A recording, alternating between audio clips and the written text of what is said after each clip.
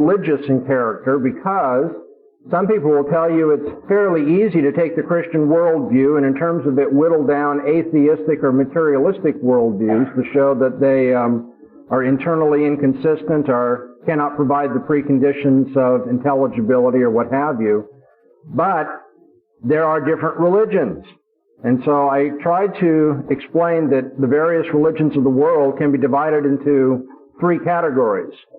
You have religions of transcendent mysticism like Hinduism, which is easily refuted in terms of its own story. That is, Hindus are their own worst enemies when they try to defend their faith. In fact, if they could defend their faith, they'd have to give up their worldview in order to do that.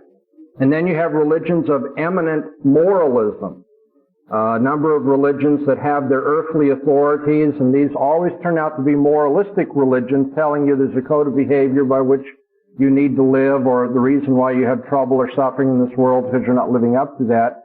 These religions don't live up to their own standards, because it's one thing to tell people they're not living up to a code of behavior, and it's another thing to provide a way of escape from the guilt as well as the personal pollution and bondage of disobedience. And they don't provide that, and so again, they're inadequate, materially inadequate. And then I told you thirdly that there are religions of the world which are counterfeits of Christianity. That isn't to say that they are Christian, it's to say that they are modeled after, or they ape, they try to imitate the Christian religion, or they are dependent upon it in some historical or conceptual way. Mormonism is an example of polytheistic Christian counterfeits.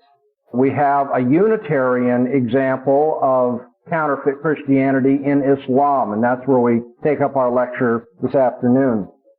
Most people who think that there's an alternative to the Christian approach to apologetics will seize upon Islam as their counterexample because, one, Islam has a personal God, secondly, Islam is monotheistic, and thirdly, Islam has a religious book that they say is a revelation from their personal God.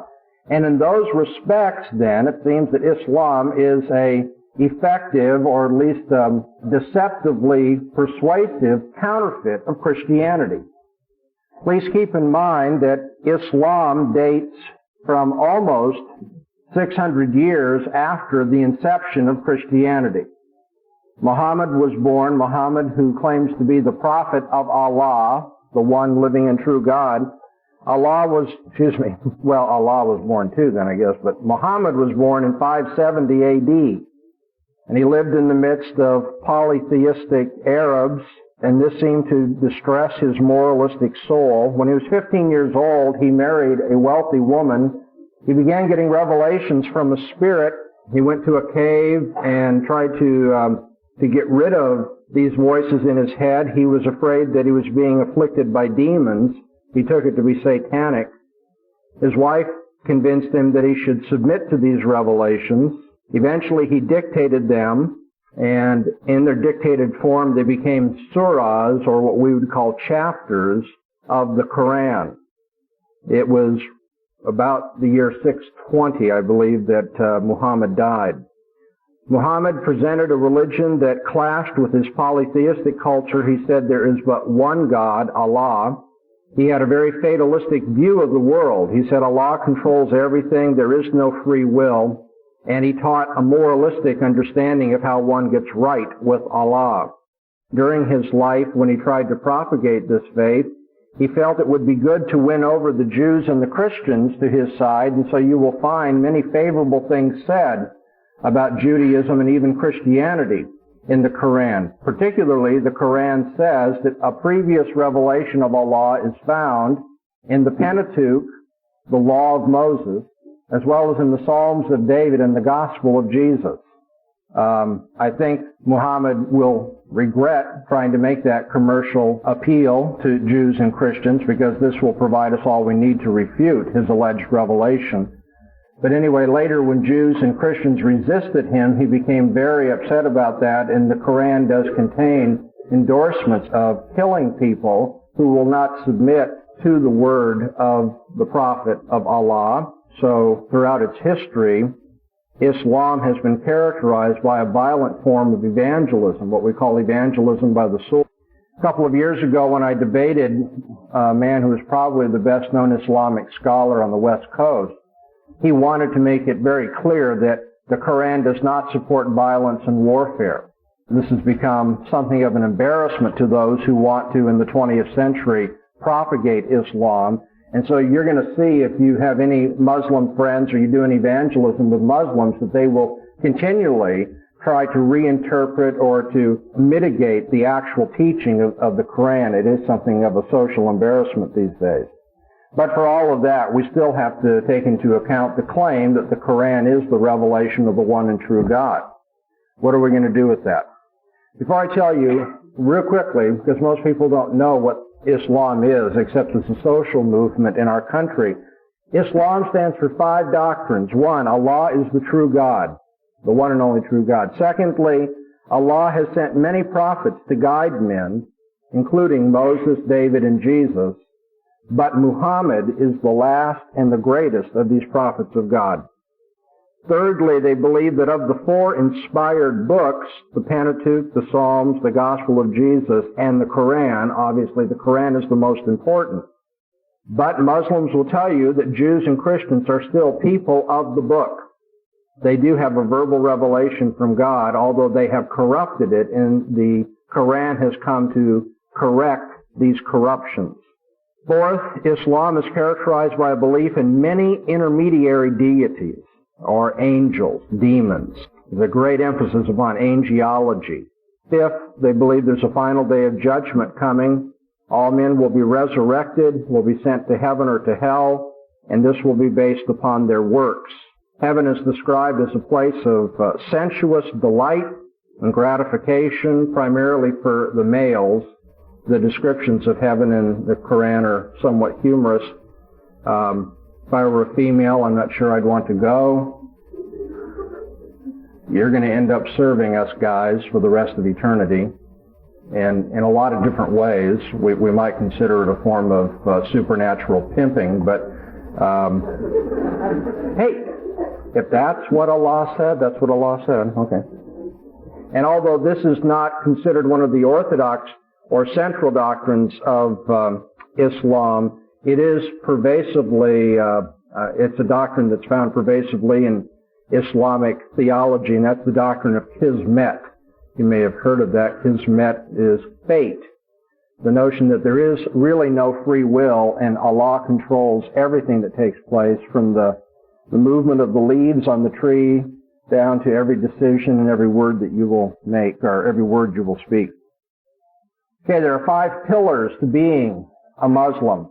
5 pillars. I've given you their 5 basic doctrines plus Kismet. The 5 pillars are to recite Islam's creed. And Islam's creed is easy. It's not as though you have to memorize the larger catechism of the Westminster Divines. Here it is. There is no God but Allah, and Muhammad is his prophet. That's it. Secondly, you must practice prayer 5 times a day, and that has to be prayer oriented toward Mecca, their capital. Thirdly, you must practice almsgiving as the highest form of good works. Fourthly, you must recognize and practice the month of fasting, Ramadan. That is not a form of noodles that you eat. That is they have an interesting version of fasting. If I weren't short on time, I'd love to talk about some of these things. Just like their view of heaven being rather sensuous and pimpish, their view of fasting amounts to, you're not supposed to eat when the sun is up. Now, you can gorge yourself when the sun is down, mind you, but when the sun is up, then you fast.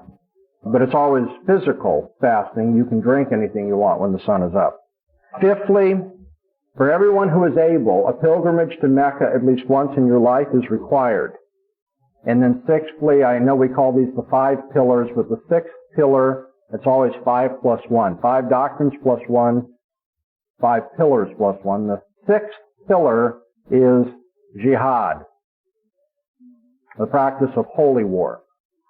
When a particular Imam, particular holy man, has a revelation from Allah to the effect that his people must defend themselves or must purge the earth of the scourge of satanic people like Christians or the United States or whatever it may be, then the imam can call for holy war. And a particular version of holy war is putting a ban on an individual. Now, that has happened in your own lifetime. You know that Salman Rushdie lives in hiding. He wrote something called the Satanic Verses, in which allegedly the Islamic religion is either mutilated or insulted. And for that reason, he now has a ban on his head. Any godly Muslim that runs across him not only may, that is, has permission to, but is under moral obligation to kill him. Okay. Again, that's one of those things where, I have this debate with a Dr. Zucchini, and he's trying to make Islam, urbane and 20th century, and we really believe in peace and all that sort of thing. And then something like this happens. It makes it so hard for these guys to debate. Okay. I only do that because I'm afraid that many of you are not aware of what the actual character of the teaching of the Quran is. You mustn't be led astray by those who say, well, you Christians have your Bible, the Muslims have the Quran, and it's just like a Mexican standoff. You know what a Mexican standoff is. Okay? Neither one of you are going to be refute or destroy each other, because everything you say they can counter, everything they say you can counter, and that's it. But what did I teach you about doing worldview apologetics? We don't simply look at bare or formal authority claims. It's like, I've got my Bible, I've got my God, His name is Jehovah, yay for my team. Okay, and so somebody else says, well, but we've got our God, His name is Allah, yay for our team, and now what do? No, we compare the actual content of our worldview to the actual content of the worldview presented by our Muslim friends. And so let's look at the Quran and find out something more about it. You need to be aware that the Quran claims to be a confirmation of the Old Testament law and the New Testament gospel, which is to say, as I already indicated earlier, telegraphed to you, when Muhammad attempted to appeal to Jews and Christians by saying that what he was saying is nothing but a continuation of Moses, David, and Jesus, he really gave himself a huge intellectual headache to deal with.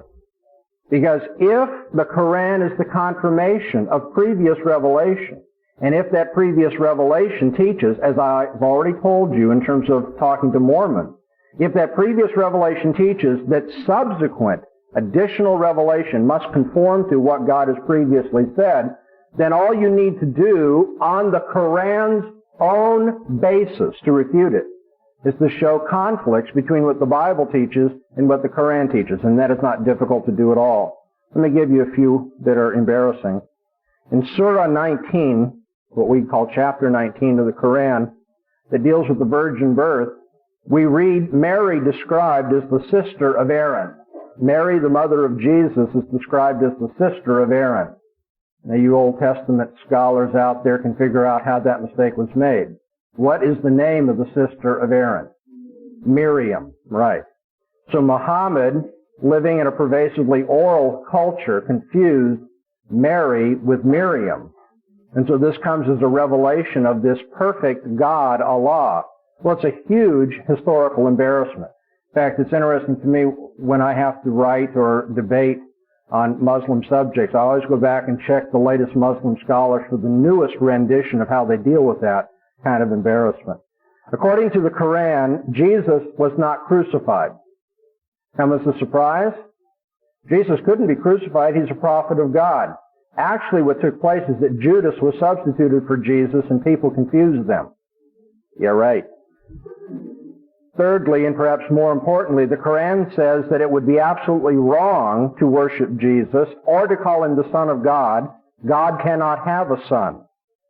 And so, what you have in the Quran essentially is a denial of the deity of Jesus Christ. That's why I said that Islam is a Unitarian religion. They deny the Trinity. They say there's only one person that is God. And Jesus is not that one person. Jesus is just a prophet of God. And according to the Quran, anybody who says that the Father, Son, and Holy Spirit are each God is teaching polytheism, teaching three gods. Now, of course, that is not what to teach. That's not what the Bible teaches, because the Bible says there's but one God. The Shema of Israel, the confession of faith of Israel, Hear, O Israel, the Lord our God is one. And that's what makes the development of the worship of Jesus in the New Testament so fascinating. It's monotheists who said Jesus is God. They didn't give up their monotheism, but they somehow believed that this one who had appeared in the flesh was the very God that they worshiped. Nevertheless, the Quran presents it differently. According to it, what we are saying is that there are three gods, and they utterly deny the deity of Jesus. All right, so let me put this all together. We just refuted the Quran, didn't we? And we didn't refute the Quran by saying, yay for our team, your team stinks, needs deodorant. What we said is, according to your teaching, Allah, the living and true God, has revealed himself already in the law, in the Psalms, and the Gospel, and what the Quran teaches conflicts with what we read in previous revelations, so the Quran cannot be a revelation of the living and true God. Now, if you were a Muslim, how would you try to get out of that fix? What do the Mormons do? That's an old trick. In fact, it's boring. It's so old. It turns out that when they said they honored the law, the Psalms, and the Gospel, what they really meant is the law, the Psalms, the Gospel as corrected by the Quran, which is to say it was rather deceptive to claim that the Quran is continuous with these, because you really must use the Quran to go back and change them in order to say that there's really continuity. And so now the point is you have to ask, do you have any manuscript evidence for your revisions of God's previous revelation? Guess how many they have? You don't need any fingers to count. 0. You know why? Because we Christians effectively have perverted the original revelation of God. There is no manuscript evidence they can appeal to. The only thing you can depend on now is the Quran to go back and correct it. Kind of tidy and convenient, don't you think? No evidence of this claim. Remember what I said about the Mormons when they said you must use the Book of Mormon, the Pearl of Great Price, to correct previous revelation as we now have it? And again, I said, what is the manuscript evidence for that? It was the same number. It's called the empty set in math. There is no evidence. I didn't write it down here, but what's the first thing you look for when you're arguing with somebody who has contrary considerations or some reasoning against the faith? You look for arbitrariness. Exactly. And that's precisely the problem here. It's utterly arbitrary to make that claim. But let me tell you a little bit more about their arbitrariness. There may be a psychological explanation to help you with this. This comes up often. It came up when I debated Dr. Deity. Muslims will say, well, we have a superior revelation because ours doesn't have any variance in it. That is, any textual variance. Every copy of the Quran is identical with every other copy of the Quran. Now that in itself is overblown advertisement. It's just not true. But nevertheless, on that claim, what they're saying is, but you Christians, you have this Bible that has all these different texts, and there are all these different conflicts. Now they call them conflicts. Usually in scholarly circles, they're called variants. Nevertheless, I don't know what the number is, but, 2,000-3,000 variants, between the text that we have of the Bible. And so then Muslims will present that to you. And if you've not done any reading in textual criticism, you may say, well, that is a little embarrassing. They've got this perfect textual tradition, and we've got these variants, which they call conflicts. When I debated Dr. Deity, I invited him to present even one of those variants as a conflict, a doctrinal conflict. I said, name one doctrine of the Christian faith that is refuted or in which you have a contradiction presented in the textual traditions. Well, then he just wanted to remind me of the large number of variants, which is, of course, he didn't want to take the invitation.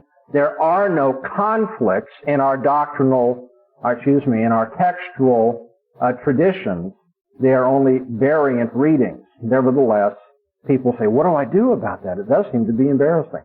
Well, you need to know that in the 4th or 5th caliphate, the caliphs were the leaders of the Muslims after Muhammad died, and in the 4th or 5th, the Caliphate of Oman, all versions of the Quran were collected, and variant readings were destroyed.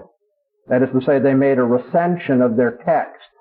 They gathered everything they could, destroyed the variants, that is, they chose a particular tradition to be the one that will be the perfect one, and then they destroyed all the competition.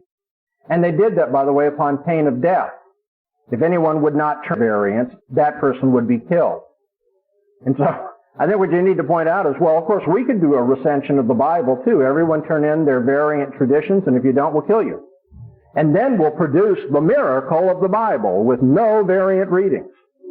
Actually, though it makes biblical study somewhat more complicated, I don't think it shakes anybody's faith or destroys the church in its life, but the fact that we have variants makes Bible study a little more difficult, but it is also a testimony to the historical, not reliability, but the authenticity of the Bible as a text.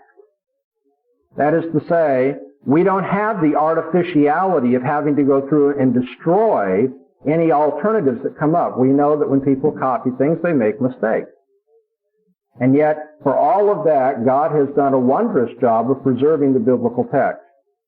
Okay, so when Muslims, let me come back to my main point now. When Muslims suggest that Christians really destroyed all the alternatives, and that's why the Quran is necessary to correct the theology of the Bible, my guess is that's just a form of projection. You all know in psychology what projection is?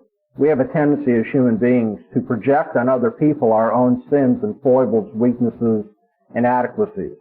And since the Muslims are guilty of this very procedure, it's not surprising, I suppose, that that's what they foist on us. But again, what is the evidence for it? None. Okay, second problem with the Quran. Not only do we have these contradictions with previous revelation, but there are contradictions within the Quran as well. And here's the most important one. The Quran teaches that there is nothing in human experience that can be likened to Allah. Allah is so transcendent, so beyond the daily experience of human beings, that nothing in human experience can be likened to Him. Well, I guess, wait a minute, wait. I guess I couldn't say likened to Him because Him, her distinctions come from human experience, don't they? But on the other hand, we don't want to say likened to it because personal and impersonal distinctions come from human experience too. Well, it's just very difficult to say this, isn't it? It's worse than that. If nothing in human experience can be likened to Allah, then nothing in human language can be said, which is a fair comparison. If that is true, what follows from that? Some of you have been listening to much literary criticism today. You're falling asleep. What follows from this is nothing in human language can be said then of Allah. Because everything in human language, being based upon human experience, is going to be inadequate. Okay, and then what follows from that? If nothing in human language is adequate to speak of Allah, what is the Quran? Exactly. The Quran could not be what it claimed to be if what the Quran says is true. That's pretty tidy self-contradiction. That's why I want to go over it again. Quran says nothing in human experience can be likened to Allah. But then, in that case, no human language is adequate to speak of Allah, because all human language is based upon human experience. In which case, there can't be any revelation in human language of Allah, and yet that's what the Quran claims to be. So if the Quran is true, the Quran must be false. Kind of like the Barber of Seville. That's probably what you thought of right away, right? You know, the Barber of Seville shaves all and only those who don't shave themselves. And so the question naturally is, this is one of those paradoxes of self-reference, does the Barber of Seville shave himself? What did I tell you? The Barber of Seville shaves only those who don't shave themselves, and he shaves all of the people who don't shave themselves. But if he doesn't shave himself, since he shaves all those who don't shave themselves, then he does shave himself. So if he doesn't, he does. But if he does shave himself, since he shaves only those who don't shave themselves, if he does shave himself, he doesn't shave himself. So if he does, he doesn't, and if he doesn't, he does. And so it is with the Quran. If it is true, it is false. If it is true, what the Quran tells us about Allah, then the Quran could not be what it claims to be. For the sake of time, I'm going to skip the rest of the refutation. I think we've said enough to see what a worldview comparison would look like. We're not just saying, you've got your God named Allah, we have our God named Jehovah, and what can we say? We say, no, what does your worldview say, what does our worldview say, and which will salvage rationality, which has contradictions, things of that nature. But there's also a material weakness, in fact it's a very great weakness, in Islam. And I chose in my debate, although what I just brought up, I used as my final hammer blow against my opponent, but my presentation was primarily to this effect, partly because the college had decided to have a debate between all three peoples of the book. So I had to debate simultaneously an Orthodox Jew and an Islamic scholar. And I won't do that again, not because it can't be done, it's just that it's too unwieldy. You want to corner these people and not let them out, and so when you got two opponents, it becomes fairly difficult. But here's what I thought I would do. Since the Orthodox Jew grants the law of Moses, and the Islamic scholar grants the law of Moses, I said, okay, well then we'll just do our debate on the basis of the law of Moses. And so I offered what is a Christian interpretation of such things as circumcision, animal sacrifice, the temple, so forth. And I just called on the Jew and the Muslim to give their alternative interpretation. Well, even though it was difficult to go 2 days with two different opponents going different ways, the interesting thing is neither one of them wanted to argue Old Testament theology with me. Now that may surprise you. You say, well, maybe the Muslim wouldn't because they just tip their hat to the Old Testament. They don't really follow it. So it might not be too surprising. But then again, since they claimed that Moses was inspired, they'd better have some explanation for these bloody rites and for this Shekinah glory and all that sort of thing. So when he refused to do that, in essence, he destroyed himself. But you'll think the Orthodox Jew, certainly he wanted to go to the Old Testament. It's at this point that a little P.S. maybe should be given.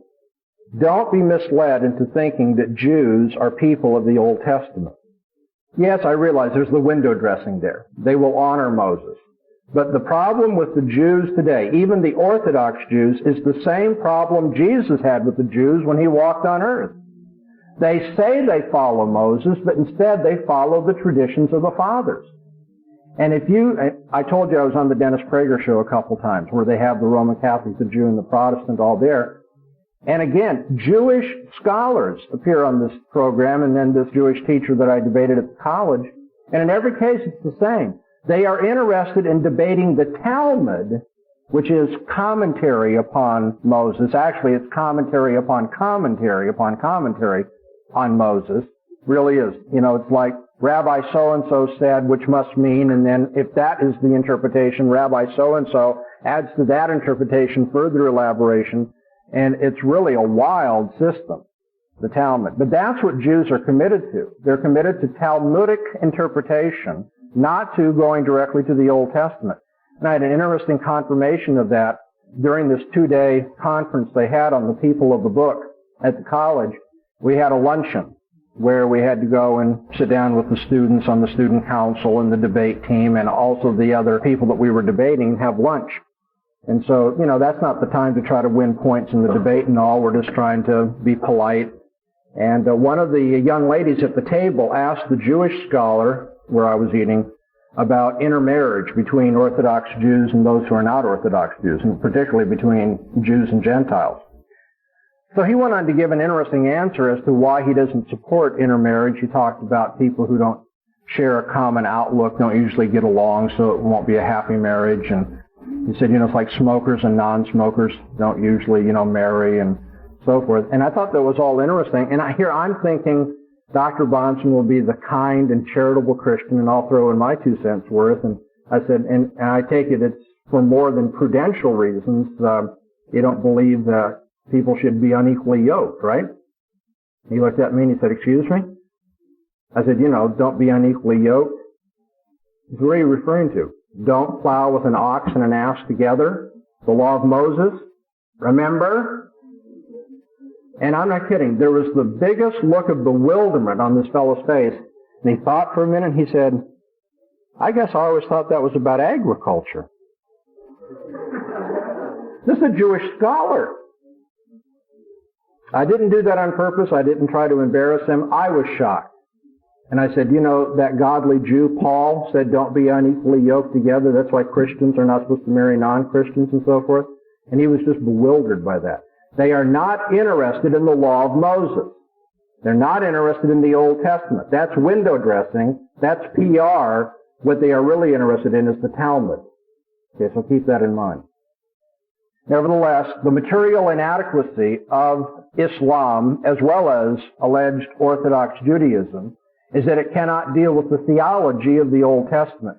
Many times you'll using as an apologetical technique, and it's fine as far as it goes, a reference to fulfilled prophecy. The Old Testament talks about certain things taking place, specifically about the Messiah and what will happen in the life of the Messiah, the character of the Messiah. And then we look at the New Testament and Jesus matches these things. And so there's an argument, and it is one of the evidences of the divine inspiration of Scripture. However, those who don't want to accept that evidence can easily say, well, these aren't really prophecies, or it's just an attempt to write the life of Jesus to fit the preconceived ideas and things like that. However, Jews and Muslims cannot deal with the theology of the Old Testament, not just the prophecies of the Old Testament. They can't explain why there was a temple, where there was a Holy of Holies, where there had to be blood sacrifice, the giving up of animal life as a substitute for sinners. Why is it that males had to be circumcised when they were born if they were going to be part of God's covenant? Things of that nature are part of the Jewish and the Islamic worldview because they claim the inspiration of Moses. But then when all is said and done, they aren't willing to live by the theology of the Old Testament, much less to understand it. Okay, this has been added to the lectures essentially to show you that when people appeal to worldviews which are religious, you're not on any shakier ground than when you talk to people who say they're materialist, existentialist, atheist, whatever it may be. In the end, we compare worldviews, and we're checking for arbitrariness, inconsistencies in the worldview or the presentation. You're looking at the consequences of the worldview, and finally, does it provide the preconditions of intelligibility? Now, on your question cards, a couple of them have the same general question in mind, and I think this is the place to bring it up because, after all, Muslims reject the deity of Jesus. So one of your questions was, most of the people that I talk to or debate against have no problem with the belief in God. It is the belief that Jesus is the Son of God. How can I prove that? Or another one says, what about the man who knows there's a God but does not accept Jesus? Now, of course, I'd feel really good as your instructor if at the end of the week you now know how to deal with that particular problem. The very setting up of this question betrays the difficulty. Because when people say, oh, I'll accept that there's a God, but now I want to know about Jesus. Is he the Son of God or is Jesus divine? What they are doing essentially is dividing the Christian faith up into a series of different propositions, each one of which needs to be verified on its own. But I've taught you all week long, we deal with the worldview as, if I can put it crassly, as a package deal. Worldviews are not accepted. We don't accept Christianity book by book, line by line, claim by claim. We accept the Bible as God's revelation. That's where we start. We believe that men fell into sin. God has taken the initiative to approach man, to not just offer, but to sovereignly give salvation. He has given His Word to accomplish that, and His Son and His Spirit, and this all hangs together. And we now, through the providence of God in history, have received something, a book called the Bible. Now, people may not like that. They may say, well, why begin with the Bible? We say, well, according to the Bible's own presentation, here's what happened in history, and we have this book. Now, that's where we're starting. And we would like to compare the worldview of the Bible to all the competitors. Atheism, existentialism, Islam, Mormonism, whatever it may be. And so you don't need to defend the deity of Jesus Christ as a separate proposition. Because what you're saying is what I'm defending is the Christian worldview, that is what the Bible presents. And now it's just the question, does the Bible present Jesus as divine? And of course it does. Let me back up and start again. Somebody comes to you and says, well, I'm willing to say in some vague generic sense there's a God, but I'm not so sure Jesus is God. Then you need to do some analysis and say, well, of course, there are all sorts of religious conflicts in the world. We can see that. You have not just different religions, that is, people who have incorporated themselves with a unified point of view or a somewhat unified point of view, and all of those, but you have all these different individuals who've come up with their own ideas of God and how they're supposed to live and so forth.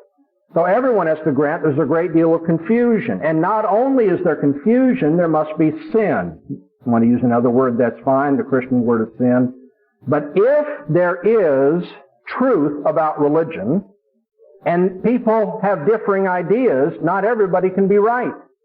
And those who are not right are in error, in sin, in rebellion, disobedience, whatever you want.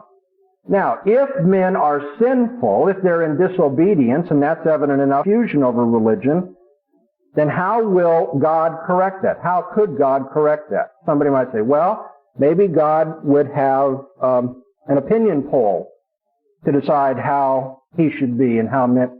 Everybody's looking at me like, are you crazy? Of course, an opinion poll won't work, because the whole problem is that men are in and of themselves unable to know what God is like. They have differing opinions. And many of those men have got to be wrong. Maybe all of them are wrong. Now, if God's going to correct the sin problem and the confusion problem we have, it's going to have to be by his own self-revelation. The only way salvation can come, a deliverance from this confusion and disobedience, is by God taking the initiative.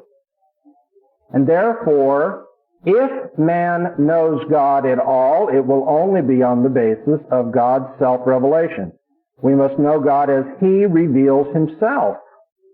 Now, I'm driving to a particular conclusion, which if I would have started with may have seemed offensive, but I hope you'll understand it's a philosophical necessity. If we only know God as he reveals himself to those who are in sin, confusion, disobedience, disagreement, and so forth, then we can only know God through his revelation in Scripture. Jesus says in Matthew 11:27, no man knows the Father except the Son, and those to whom the Son reveals him. Whoa, now that, you don't want to say that at a cocktail party. Well, Jesus, you're not going to be welcome if you're not willing to get along with Gautama and Muhammad and all the rest. I mean, you just can't come in here and say you're the only one who knows. This is an interesting thing. When people say, I'm not sure what to make of the deity of Jesus, you have to tell them, consider the alternative. Because the only Jesus we know, the Jesus that's revealed in the pages of Scripture, is a man who is either who he said he was, the sole revelation of God, the only way back to God, the Son of God, the Savior of men, or a lunatic. Because you know that if you went to a party, if Dr. Bahnsen went to a party and say, oh, by the way, I thought you'd all like to know that any of you who reject my words are going to judge you on the final day. Excuse me? Well, what I mean by that is that I'm the judge of all mankind. In fact, I created the world. I created all of you. You're all answerable to me. The Jews didn't particularly like these claims of Jesus.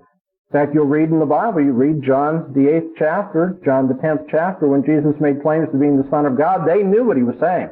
Jesus wasn't saying, hey, we're all children of God, and I'm one of those children. They knew he was claiming to be the unique Son of God, so the Bible says they took up stones to kill him. And it didn't work. That's an amazing thing, how one man walks out through a hostile crowd that wants to stone him to death. The only Jesus that we know is the one who says, if you know God, you know him only through me. I'm the only avenue back to God. And so you're going to have to accept Jesus on his own say-so, on his authoritative claims, or you're going to have to say, this man is not worthy of my respect. C.S. Lewis had it right. You know, you can't have Jesus as a good teacher. That's excluded if you know what he taught. Because he was a megalomaniac if he wasn't the Son of God. So remember, we do not defend the Christian faith as a series of separate propositions. We defend the whole package.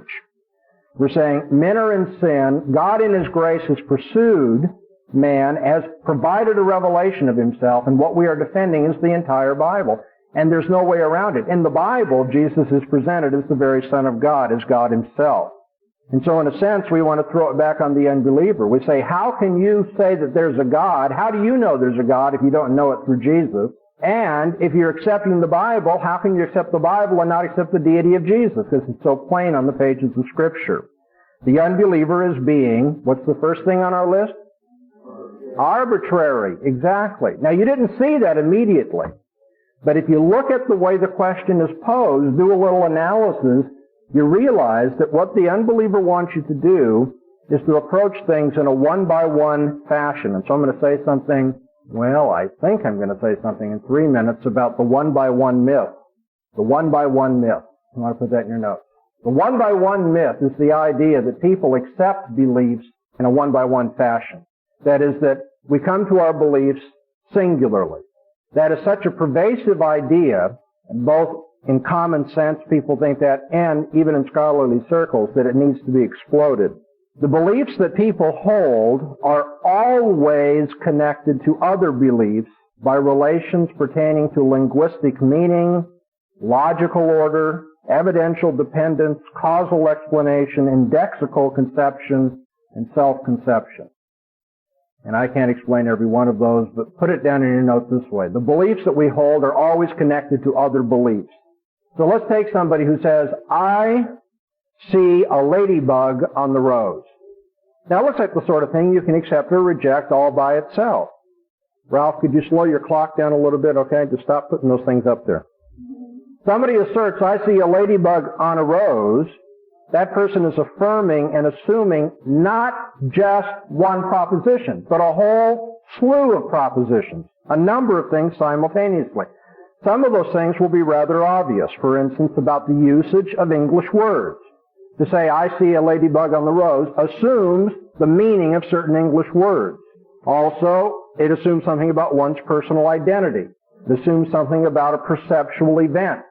It assumes something about the categories of bugs and flowers and physical relations and so forth. But there are other assumptions as well contained in I see a ladybug on the rose.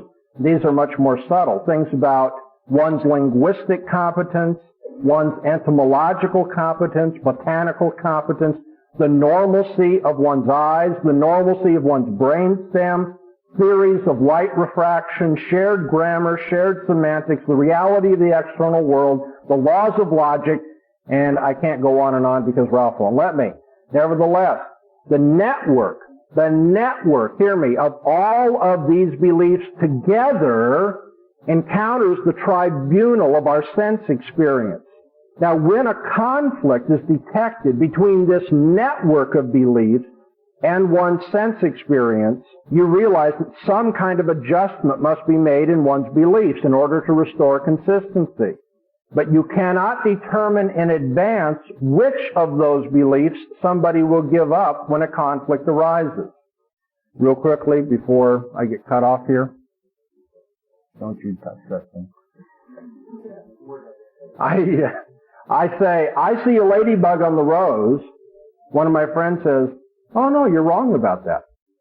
Now, what is it that's different between me and the person who is contradicting me?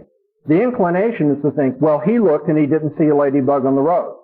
And that is one of the possibilities. But that's the simplistic one. There are other possibilities too. There may be that there's some difference of opinion as to what ladybugs are, or how English words are used. There may be some problem with light refraction, as I indicated. Some view about the laws of logic and things of that nature.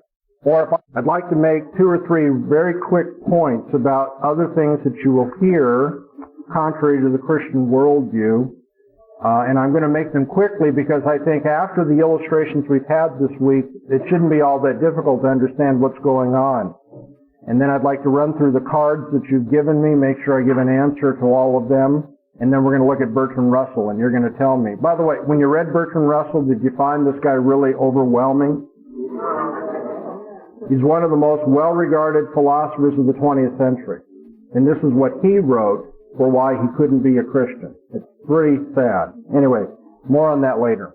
One of the other objections that you'll hear against our Christian worldview is that it's impossible for us to know anything about the supernatural. Because, the unbeliever will say, everything that we know is based upon our natural experience, or if you will, if you know anything, it's because you observe it, you hear it, taste it, smell it, touch it, whatever. That all that we can know is restricted to our senses. And on that basis, there couldn't be any knowledge of the supernatural because the supernatural is not something that you taste, you see, you hear, you touch, whatever. Although that is perhaps one of the most pervasive philosophical prejudices against Christianity and against any transcendent religion. By now, I trust you can tell that there's a philosophical self-contradiction involved in anybody who asserts that. Because the person who is saying you can't know anything unless it's based on observation needs to tell you how they know that. Here's a premise. You can only know what is based on observation. Now, how do you know that premise? Well, according to the theory of the unbeliever, it can only be known, if known at all, by observation. But no one can, by observation, see what the limits of knowledge are, much less make any kind of universal declaration because nobody has observed everything. So not only is it the case that nobody observes everything, the unbeliever can't observe anything about the nature of knowledge and its limits. So let's come back and see how this all comes together. I realize we're doing this 3 or 4 minutes, but that's all it takes once you learn how to do presuppositional thinking. The unbeliever says you can only know those things you observe. You say, well, how do you know that? If he says, well, not by observation, you say, well, then you don't know it. On your own presuppositions, you couldn't know what you're stating to be your presupposition. A second form of rejection of the Christian worldview is found in those unbelievers who say, I can't ever accept Christianity because it's based on authority, or it'll sometimes be said, you believe these things on faith. If we had time, I have an entire hour lecture on the different meanings of people saying, you Christians believe things on faith. That is, when you hear somebody say that, always say, well, what do you mean by that? Make sure you get that clear. But when all is said and done, it comes down to this, I think. I won't go along with the Christian worldview because you have to accept the Bible or God's claims on faith, meaning on His own authority. You don't look at dependent verification of what this alleged God has said in this alleged revelation called the Bible. You accept things on authority. You accept things by faith. And so Antony Flew, a famous non-Christian philosopher still alive today, in his book entitled God and Philosophy, writes, an appeal to authority here cannot be allowed to be final and overriding, for what is in question precisely is the status and authority of all religious authorities. It is inherently impossible for either faith or authority to serve as themselves the ultimate credentials of revelation. Okay, now if you had a professor who said something like that, I guarantee you those who are unbelievers, and probably most believers too, sadly, in the class would say, oh, that sounds so reasonable, of course. We can't accept the authority of the Bible on authority, because that's the very thing that we're debating. That's the question. Does the Bible have authority? So you can accept the Bible on authority. And even though it seems reasonable, consider the alternative. Imagine, just for argument's sake, Mr. Unbeliever, that there is a God who is the Creator, who is sovereign, who is personal, so forth, and this God comes to man with a revelation of Himself. Now, what is it that is less than God, that is part of the created order, part of man's thinking or reasoning, that would have sufficient authority, universality, to verify what God Himself said? Well, upon analysis, nothing could do that. Because you see, you might come with a book, I'm not going to take any real ones, but let's say you have the Zucchini book of religion. Okay? And you say, this is the Word of God. And how do you know that? Because it has the best zucchini recipes available. And somebody say, well, but I don't like zucchini, so obviously that's not the Word of God. Somebody else says, oh, well, I've got the book that is the real revelation of God. Well, how do you know it's the revelation of God? Because it gives me permission to live with my girlfriend out of wedlock, and that's exactly what I want to do. And he says, well, you're just judging these revelations based on what you like, on your preconceived ideas of what religion should be like, or what God would say. And if you stop and think about it, if you're not brain dead by this time at the end of the week, you realize that every human proposal is going to be subject to the same criticism. And how do we know that this book that you're proposing is the Word of God? And whatever the person says, because I think it's logical, or because I like its zucchini recipes, or it allows me to live the way I want to live, whatever it is, from intellectual to moral, the next thing you're going to say is, oh, well then, you're saying that you know in advance what to expect from God, and since this book tells you what you want, then you're calling it divine. But who has the right? Is it the zucchini approach? The sexual license approach? The logical coherence approach? What is the mark that this book is a book from God? If we do not accept that God alone can authorize His revelation, the alternative is to say we're left with the differing authorities, which is to say non-authorities of men. So the devastating moral critique of the professor who says we can't accept a book on its own say-so, given what the alternative is to say we could never accept a book on the authority of God Himself. But now, if God is God, just think about the concept of God. If God is God, whose authority or what authority could be higher or more authoritative than His? The answer is none. Okay, do we have all the pieces of the puzzle now on the table when we put them together? There couldn't be any authority higher than God, and human beings, whether they're like Zucchini, sex, or logic, human beings don't have the authority to determine what God might say in advance or what God would be like. So if somebody says, I cannot accept the Bible on its own ultimate authority, what he's basically saying is, I won't ever accept a revelation from God of any sort. As any proposal made by human beings, it's not based on God's ultimate authority, it's just one more of the Zucchini, sex, or logic options. In fact, God, if He is God, could only reveal Himself with final authority. Now, I know you're not accustomed to thinking this way, and people will not encourage you to think this way, but all I'm getting at is that when someone says, I want to accept the Bible on faith, meaning I want to accept its authority on its own authoritative say-so, what they're getting at is, I've got a different worldview. I have a different ultimate authority than you. By the way, Antony Flew has a different ultimate authority. Every unbeliever has a different ultimate authority. And so if they want to accept our ultimate authority on our ultimate authority say so, okay, I hear your logic. You think that's circular. You think that's begging the question. What's the alternative? How do you accept your ultimate authority? And guess what? They're on the horns of the dilemma. Their ultimate authority will either be accepted on its own authority, which they've called begging the question circular reasoning. If we have to rule that out, they have to rule that out, so they've refuted themselves, or they are arbitrary. Or their ultimate authority is going to be verified by something other than their ultimate authority, which is just to say they're guilty of contradiction because their ultimate authority is not ultimate. A third kind of thing you'll hear from a philosophical angle against your Christian worldview is that Christians are tenacious in defending their beliefs. So much so that it appears that we won't allow anything to definitively falsify what we hold. So when someone brings up counter evidence or counter considerations to Christianity, we always find Christians defending the faith.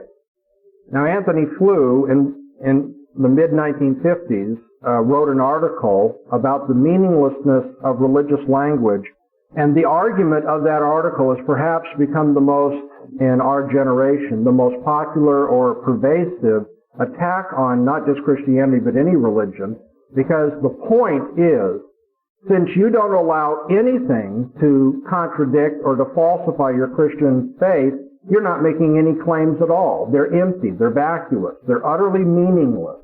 He tells the story of two men who are going through a forest, and they come across a patch in the forest that has some flowers, but has a lot of weeds and other sorts of things. And one of the explorers says, oh, look, a gardener tends this part of the forest. The other man says, oh, no, there's no gardener. No, it's just some accident. There's some flowers here and so forth, but there's all this other stuff. And so they pitch camp, and they wait overnight for the gardener to appear. The next morning, the gardener doesn't come, and so the skeptic says, see, there's no gardener. But what's the believer going to say at that point? The believer says, oh, well, the gardener didn't happen to come today, but he'll come. So they wait for a week. Still no gardener. Now the believer says, yes, the gardener apparently comes subtly at night when we're asleep and tends this part of the forest. So they set up barbed wire. They electrify the barbed wire. They get hound dogs. Never hear anything from the dogs at night. Never any shrieks from people getting electrified, going over the barbed wire, so forth, so on. So finally the skeptic says, see, there you have it. There is no gardener that comes. The believer says, oh yes, there's a gardener that comes, but he's invisible. He's invisible and intangible. And now the skeptic says, and this is the point of the parable, what's the difference between this eternally elusive, invisible, intangible gardener for which we never have any evidence and no gardener at all? And by this, Flew says, that's the problem with religious claims. People defend them to the hilt, and they empty them of all content or substance. And his famous remark is, religious claims die the death of 1,000 qualifications. And so basically he looks at us as Christians, what we've been doing this whole week, coming up with defense after defense after defense, and he says, see, you just keep backing up, defending, doing this. Obviously there's no substance to what you're saying because you don't allow that anything would falsify it. And I can't expect in the short amount of time I've had you call for a great deal of philosophical subtlety from you. And I'm just going to spoon feed you at this point. What you didn't see taking place here, and you would have to if you're going to be sharp, is that Flew has actually moved from one kind of consideration, that is the nature of the person defending a belief, to the nature of the belief itself. It is true that a person who holds that there's each elusive, non-tangible, invisible gardener probably has so qualified his statement that nothing will ever be able to reject it, even in theory, and so he's not making any claim at all. But that's not what Christians do. He's moved from Christians being tenacious about defending their views, therefore not willing to have themselves be falsified. He's moved from that to the premises we defend being unfalsifiable. But the premises that we defend as Christians can certainly be falsified. Paul says if Jesus didn't rise from the dead, our faith is vain. And so we have to grant, in theory, if someone were to find the bones of Jesus, that would be it. Christianity would be over. It would be refuted. The fact that we believe that the fact that we have a claim or a belief that's historical in nature, that is in principle falsifiable, doesn't mean that we're going to stand by and let it be falsified, though. Because I'm committed to Jesus as the Son of God, and I believe the Bible, when people bring up their counter evidences, I'm going to defend it, I'm going to defend it, I'm going to defend it. So there's a difference between me resisting falsification and the nature of my claims being unfalsifiable. Nod your heads if you're with us. Okay. And so, over this generation in philosophy of religion, Flew has been somewhat, people who want to find problems with Christianity will hold on to these things anyway, but Flew has been somewhat dismissed because in the end, all he pointed out is that religious beliefs are held tenaciously. That isn't to say that they're meaningless, it's just to say that believers tend to be real tough about giving up their beliefs. And lo and behold, guess what? Guess who else is tenacious about holding on to his presuppositions? Antony Flew. Not just Antony Flew, every unbeliever. In fact, it's impossible for people not to be tenacious when it comes to their ultimate authority and commitment in life. That's why it's called ultimate. And so if we were to follow Flew, okay, we're going to do our little critique of him now. If what Flew says is to be believed, anybody that's tenacious and holding on to an ultimate conviction is holding on to something meaningless, then Flew himself is meaningless in what he's saying. In fact, all human beings are meaningless in what they're saying, and we can't know anything at all. So if Christianity is falsified based on his, or made meaningless based on his approach, he's actually destroyed the possibility of knowing anything. That's a pretty high price to pay for rejecting Jesus, don't you think? And though I know this has sound philosophical and maybe dry and abstract or academic, this is just the other side, or just an application of what Jesus said when he said, I'm the way, the truth, and the life, and no man comes to the Father but by me. When you reject Jesus, you ultimately reject truth, too. I realize no one comes out and says that. Unbelievers don't say, okay, I'm rejecting truth because I don't want Jesus. They think they can hold on to truth, knowledge, science, logic, morality, meaningfulness. They want to hold on to those things and reject Jesus. And in a sense, your job as an apologist is to show that when they reject Jesus, they reject all those other things. They can't have them. That leads me to one of the questions that was given. This is, all the questions I appreciate, so don't take this wrong, but this question shows a great deal of thought, and I want to take a few minutes on it because it's so important. When you say that biblical theism is the only worldview that passes the four tests you have shown us, or that you can prove the existence of God, how is that different from proving God's existence by unaided reason? And remember, up on the board, today it's blank because I expect you all to know them by now. Whenever someone offers an argument, you want to know if the argument will fly. So what's the checklist? You're going to look for, secondly, thirdly, fourthly, Oh, I love you. I wish I could take you home. That's right. Now somebody says, but those four things, those tests that you have, isn't that the same as trying to prove the Bible by unaided reason? That is, haven't I gone to the unbeliever and suggested, you be neutral, I'll be neutral, and here are these four tests that we all want to accept, and we'll use these four tests to decide who's right and who's wrong.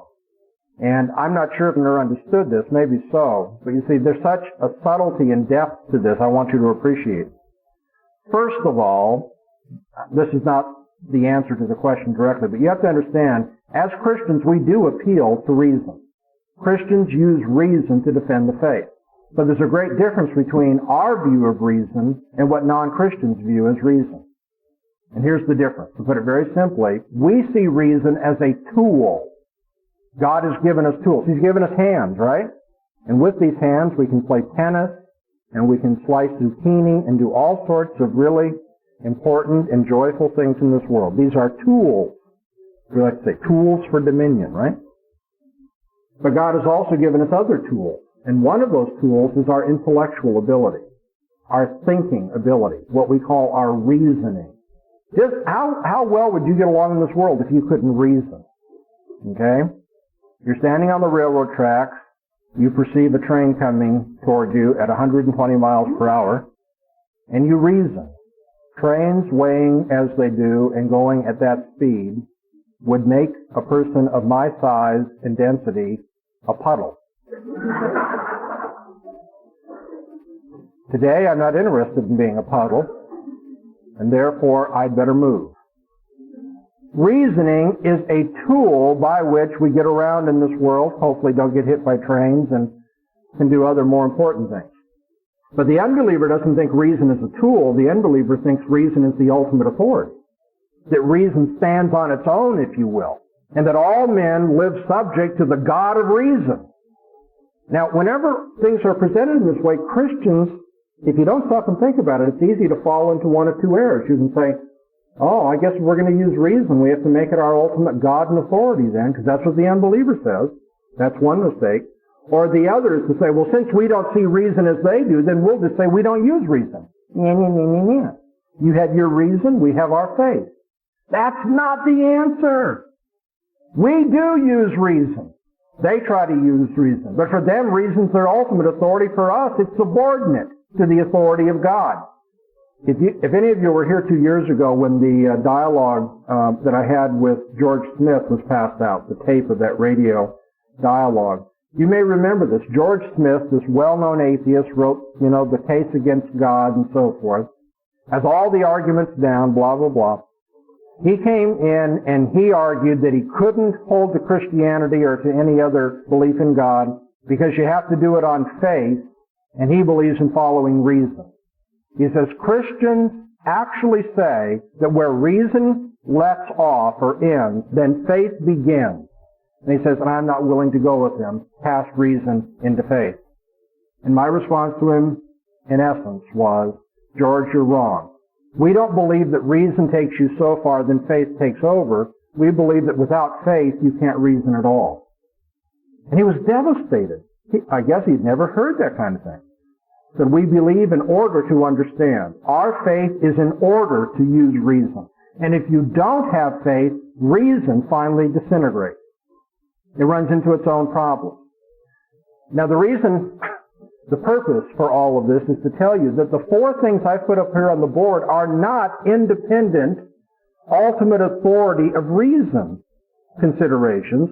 They are in fact, and here's the subtlety, they are in fact a reflection of the Christian worldview.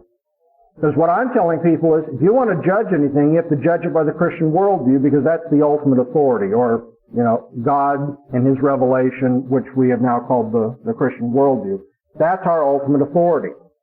One more time, the application of these four things is simply an application of the Christian worldview. It's not an independent authority, something separate from the Christian worldview. And I can make that, I think, pretty obvious to you.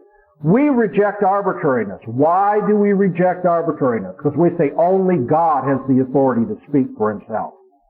So when other people come around and they say, well, I think, we say, that's arbitrary. You're not God. You don't have the right to say that. But if you were an unbeliever and you were being consistent, and they aren't, and that's why we can, defend the faith of them. But if you were being a consistent, analytical, clear, conceptually clear unbeliever, you'd say, hey, everybody has the right to be arbitrary. There's no God. You can't say there's one truth. Isn't that right? A consistent unbeliever should never have let me use the standard of arbitrariness against him. He should have said, I have the right to be arbitrary. Now what's going to happen when the unbeliever asserts the right to be arbitrary? He refutes himself, doesn't he? And so I'm applying my worldview to him, and if he's really keen about this, he's clever, he's going to say, oh no, I'm not going to buy into that authority. No, I get the right to be arbitrary. And I say, fine. Now what's the consequence if you are arbitrary? And then he says, oh, wait a minute. Consequences, eh? You Christians believe that we live in a universe where causes and effects are connected to each other. You believe, therefore, that consequences are a way of judging the things that bring about those consequences. But in my worldview, I'm not going to buy into that. There is no order between anything. And therefore, there are no consequences. Everything is random and by chance. You see, I was begging the question, and here I'm glad to do that. I'm proud of myself.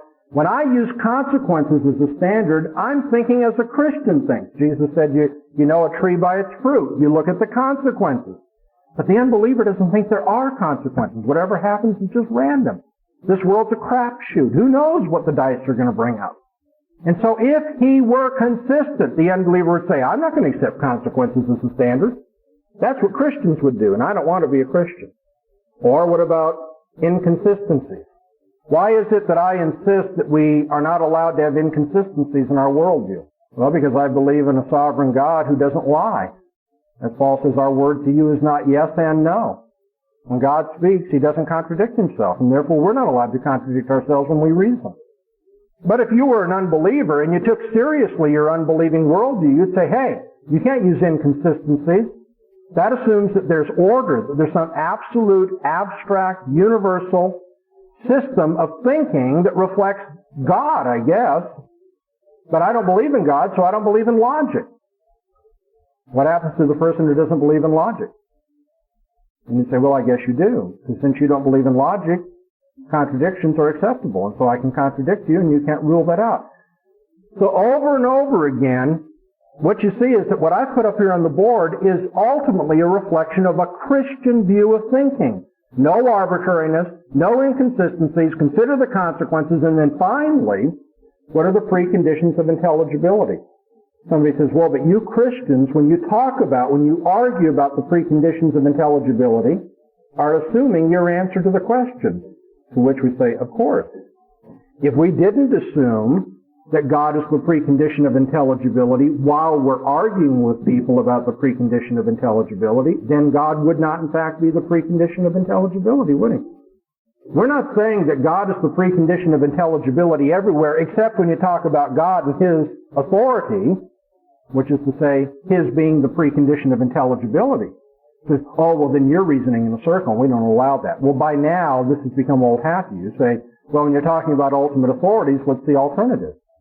You either assume your ultimate authority is ultimate, or it's not your ultimate authority. Of course we reason in a circle, and so do you.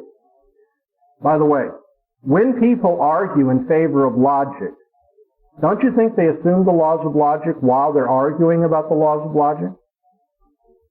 Yeah, they do.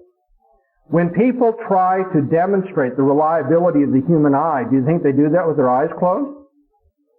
No, they use the human eye even while they're trying to demonstrate the usefulness of the human eye, which is just to say, they assume the very thing that's in question. That must always be the case. Now, does Christianity provide the preconditions of intelligibility? Does God have self-attesting authority? Well, of course, on the Christian story, he does. Our ultimate authority is the personal God speaking to us in his word. What does God appeal to show his authority? He says, you accept it because I said it. Perfectly consistent. And he says, and if you do not, your reasoning will be reduced to foolishness. 1 Corinthians 1 verse 20. Here's Paul's apologetic. Where is the wise? Where is the scribe? Where is the debater of this world? Hasn't God made foolish the wisdom of this world?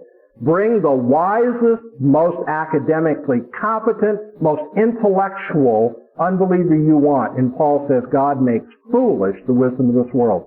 Because we have the preconditions of intelligibility. We can explain in terms of our view of the world, man, God, and so forth, why there's dignity to human life, why logic is necessary, why the scientific method is workable, so forth and so on, why there are moral absolutes.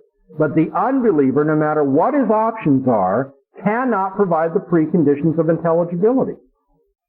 Now, since that's true, when I put preconditions of intelligibility down on the checklist, a really sharp unbeliever ought to say, oh, I'm not falling for that. I know where that's going, because I don't have the preconditions of intelligibility, and you Christians do. I'm not going to let you use that as a standard, because then you'll be begging the question. Well, he's right, I am begging the question, but now alternative. So when he says, I reject preconditions of intelligibility, what he's saying is, I don't care whether what I'm saying is making sense or anything. It doesn't have to be intelligent or intelligible. Okay, so I've taken longer on this than others because I want you to understand these four things that I put up on the board are merely a reflection of my Christian worldview. And you can use them because unbelievers don't want to be unreasonable, arbitrary, and so forth. But if they were consistent, they'd say, oh, well, we're not going to use those standards because we don't want to be Christian. Because time is short, I can't weasel another half hour out of the authorities who run this conference, I don't imagine, so we'll have to go right to Bertrand Russell. You all read Bertrand Russell, and though I wish I had one more day after you heard this lecture, you could do it even better. When you read Bertrand Russell, what are the reasons why he cannot be a Christian? Let me list them for you. And rather than doing this Socratically, dialoguing with you, for the sake of time, I'm going to have to kind of summarize the critique. But I'm hoping you will compare what you had thought to what I'm saying to see how close you came to the way in which you could refute him. The four reasons why he could not be a Christian. He said, first of all, because the Roman Catholic Church is mistaken to say the existence of God can be proved by unaided reason. The Roman Catholic Church makes this claim. You can prove the existence of God by unaided reason. Bertrand Russell can disprove the arguments of the Roman Catholic Church. Therefore, he says they're mistaken. Okay? That's the first reason. Secondly, he says serious defects in the character and teaching of Jesus show that he was not the best and wisest of men, but actually morally inferior to Buddha and to Socrates. Thirdly, he says people accept religion on emotional grounds, particularly on the foundation of fear, which is not worthy of self-respecting human beings. And fourthly, he says the Christian religion has been and still is the principal enemy of moral progress in the world. These are the four reasons one of the master philosophers of the 20th century said he could not be a Christian. The Roman Catholic Church is wrong to say the existence of God can be proved by unaided reason. There are serious defects in the character and teaching of Jesus, showing he's not the wisest of men. Thirdly, people accept religion on emotional grounds, particularly fear, which is not worthy of self-respecting human beings. Fourthly, the Christian religion has been and still is the principal enemy of moral progress in the world. One, by way of response. Did anyone see any internal tensions in these reasons? What's outstanding about this litany of complaints against Christianity is the arbitrariness and inconsistency of them. Look at his second reason. He says there are serious defects in the character and teaching of Jesus, showing he's not the wisest of men. Now, that argument presupposes some absolute standard of moral wisdom by which you can grade Jesus against Buddha and Socrates and others as inferior or superior, right? You can't talk about inferiority, superiority if you don't have a standard of comparison. Likewise, in the third reason, he says people accept religion on the grounds of fear, which is not worthy of self-respecting human beings. That presupposes there's a fixed criterion for what is and is not worthy of self-respecting human beings. Then again, in the fourth reason, the complaint expressed would not make sense unless it's objectively wrong to be an enemy of moral progress. He says Christianity is an enemy of moral progress, therefore reject it. That means it's wrong to be an enemy of moral progress. In fact, the very notion of progress assumes an absolute standard by which you can grade advances and regression. Now then, if Russell had been reasoning and speaking in terms of the Christian worldview, his attempt to assess the moral wisdom of Jesus, number 2, human worthiness, number 3, moral progress, number 4, would be understandable, indeed would be expected, because Christians have a universal, objective, absolute standard of morality in the revealed Word of God. But obviously, Russell was not speaking as a Christian here. And so we have to ask him, pardon, Dr. Russell, what is the basis for your moral evaluation and your judgment? In terms of what view of reality and knowledge did you assume that there's anything like an objective criterion by which you could reject Jesus and accuse Christians of being unworthy of moral dignity and moral progress? Russell was embarrassingly arbitrary in that regard. Did you notice in reading the article, he simply took it for granted as an unargued philosophical bias that there was a moral standard to apply, and that guess who could be the spokesman for that moral standard? Well, Russell himself. We could easily counter him by simply saying, you're being arbitrary. You've chosen the wrong standard of morality. And since you're being arbitrary, we have the right to be arbitrary, and so we'll use our standard of morality, and you are refuted. But there's more. It gets worse. By assuming the prerogative to pass moral judgment, Russell evidenced that his own presuppositions failed to comport with each other. In offering a condemning value judgment against Christianity, Russell engaged in behavior which betrayed his professed beliefs elsewhere. In his lecture, Russell professed that this was a chance world which shows no evidence of design. He said laws are nothing more than statistical averages of what has actually happened. He professed the physical world may have always existed, that human life and intelligence came about in the Darwinian evolutionary way. And he said our values and hopes are what, quote, our intelligence can create. Now this is simply to say that human values are subjective. They're fleeting. They're self-created. In short, they're relative. Holding to this kind of view of moral values, Russell was utterly inconsistent then in acting as though he could assume an altogether different view of values by which he judges Jesus and Christians. And so one aspect of what he says in his article stands in blatant contradiction to what he does elsewhere in his article. If all values are created by our intelligence, then he has no right to use what he creates as a judgment against Jesus or Christians. The same kind of tension within his beliefs is evident when he says the laws of science, when he talks about the laws of science. On the one hand, these laws are merely descriptions of what has actually happened in the past. But on the other hand, Russell said the laws of science provide a basis for projecting what will happen in the future. You remember who I quoted earlier to demonstrate that on the basis of experience of the past, you can't project into the future? His name was Bertrand Russell, from an article he wrote in 1967. So you can't have it both ways. He says laws are only descriptions of the past, and then he uses them to project into the future. But he himself says that's logically fallacious. What about this appeal to unaided reason? I realize we're running fast, but I'm running out of time. Russell didn't agree with the Church of Rome about unaided reason being able to prove certain things. He just didn't think the Church of Rome could prove the existence of God by unaided reason. But actually, Russell should have been a little more self-critical as a philosopher. He should have asked himself, can unaided reason prove anything? Not just can it prove the existence of God.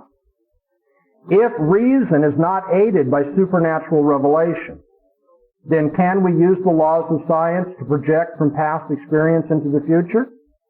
If reason is not aided by supernatural revelation, can we assume the abstract laws of logic are absolute and universal?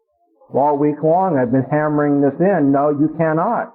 And therefore, if Russell had been critical of his own worldview, he would have realized it's not just that the Roman Catholic Church cannot prove God's existence by unaided reason. You can't prove anything by unaided reason.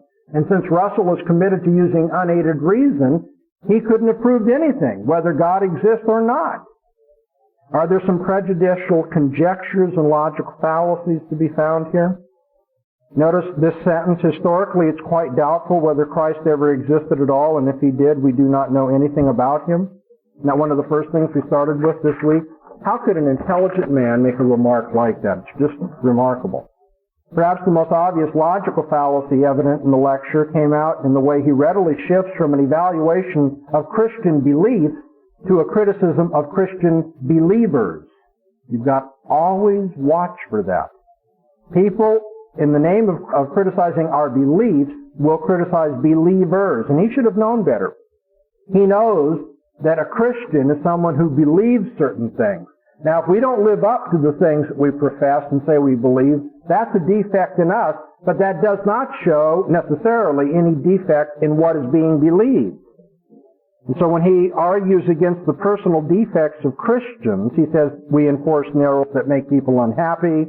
And when he argues against us on the supposed psychological genesis of our beliefs, it's emotion and fear that leads us this way, he's indulging in the fallacy of arguing ad hominem, against the man rather than against the beliefs held by the man.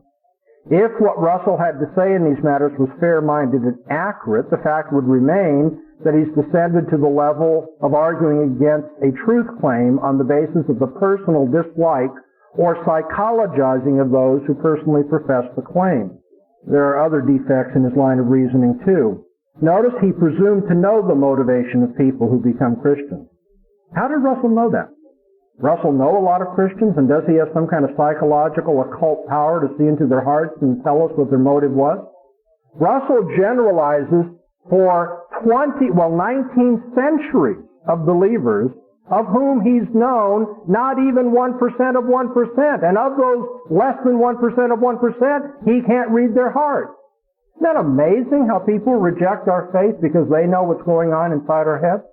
Russell couldn't even show how he knows anything about the world, much less something as arcane about the psychological motives of people, much less the psychological motives of people in the past that he never met.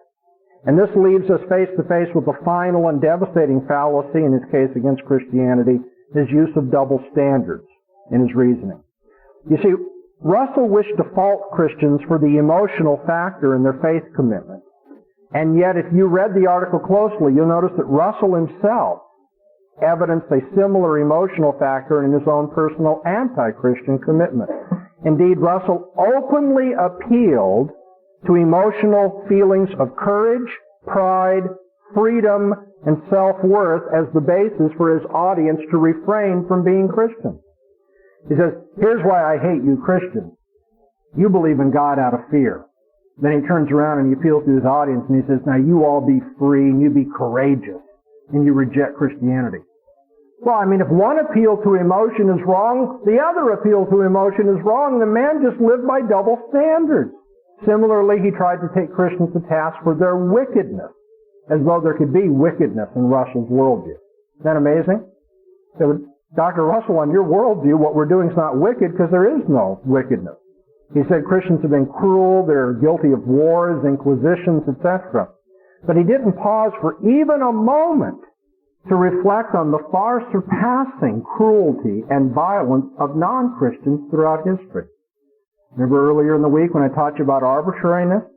Why doesn't he talk about Genghis Khan or Vlad the Impaler or the Marquis de Sade or a whole cast of other butchers who were not known in history for their Christian profession?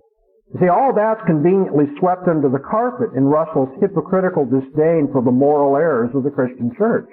If he was really going to be honest about this and not engage in special pleading or double standards, he shouldn't have rejected Christianity any more than he rejects non-Christianity because of the moral faults of their adherents. Russell's essay, Why I Am Not a Christian, reveals to us that even the intellectually elite of this world are refuted by their own errors in opposing the truth of the Christian faith. There is no credibility to a challenge to Christianity, which evidences prejudicial conjecture, logical fallacies, unargued philosophical bias, behavior which betrays professed beliefs, and presuppositions which do not comport with each other. Why wasn't Bertrand Russell a Christian? Well, given his weak effort at criticism, I think we have to conclude that it was for less than intellectual reasons. Okay. I do thank you for your attention throughout this week. I know after lunch having to listen to philosophy can tend to put you to sleep, but I hope that you got enough out of it that you can go home from this and do a more effective job of speaking for your Lord and showing why we as Christians have nothing to be intellectually ashamed of.